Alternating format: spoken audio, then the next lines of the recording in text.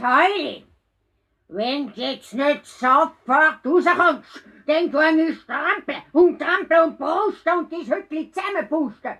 Ja, mach du das nur, wenn du Freude dran hast. Aber ein bisschen fest. Da hat der Wolf wie einer Taube brustet.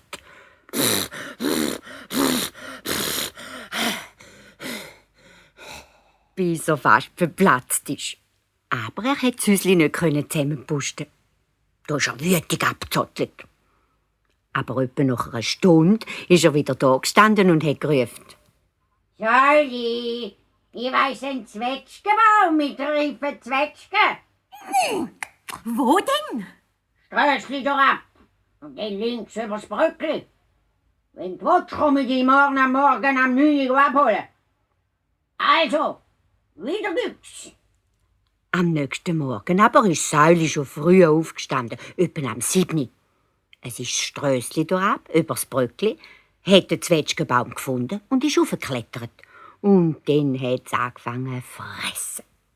Es sind wunderbare, reife und süße Zwetschgen und Säuli hat gar nicht mehr aufhören. Aber auf einmal hat es vom Kirchenturm 9 geschlagen. Jetzt ist aber Säuli verschrocken. Hey, du, mein Trost, der Wolf, der hat ich jetzt ganz vergessen.